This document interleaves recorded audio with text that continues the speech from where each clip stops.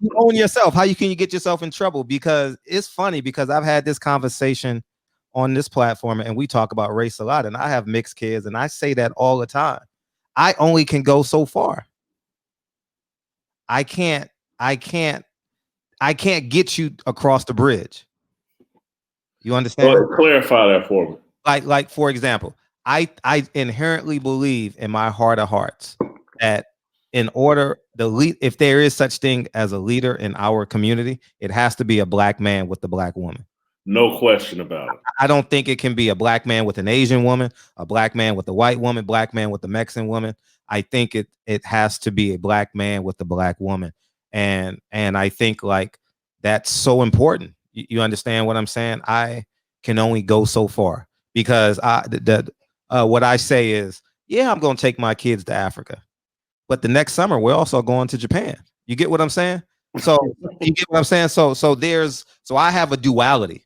I have duality in my life, and I think that I think the more honest conversations we have about this, and I'm glad you brought this up because I wouldn't say I enjoy these conversations, but I think honest conversations are supposed to be had, especially when two men that own themselves can have these type of honest conversations. It means a lot because as you're talking, I'm listening to you, and my son is 6, my daughter is 3, and I'm like, I'm gonna be keen on that. You understand? Because I don't have all the answers. I've only been a parent for 6 years, so I think that it's important that we have these conversations.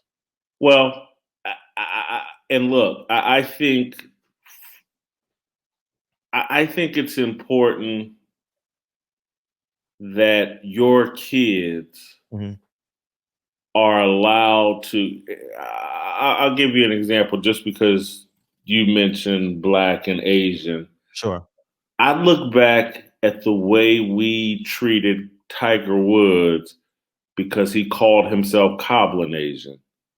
And he basically wanted to be authentic to who he was. Black dad, Asian mom. Sure. His dad may have had something else besides being black. I can't remember. But we gave Tiger Woods hell for that because Tiger Woods didn't want to just say, I'm black. And we're still giving him hell for that. But Tiger Woods was right in terms of like saying, hey, man, I am not the stereotypical black person. I have two different race identities within me. And I'm not going to reject one for the other or prioritize one above the other just because the American media or some random black person wants me to. And, I could 20 years ago or 25 years ago when Tiger Woods called himself Coblin Asian, I wasn't thinking that way. I am now and actually appreciate it that Tiger didn't try to take on something that he just wasn't built for. The way he was raised didn't build him to say, I'm going to be the Muhammad Ali of golf. Sure. He's not that guy. Him and his mom and dad didn't raise him that way.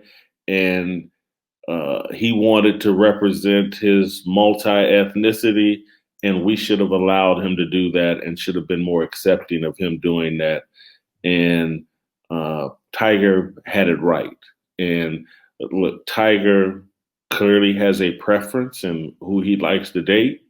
And, so he didn't want the burden of being the Muhammad Ali or even the Arthur Ashe of golf. He just wanted to be Tiger Woods. And we should have allowed that and shouldn't beat him up over it. I wish Tiger Woods could be involved in this conversation. You know what I'm saying?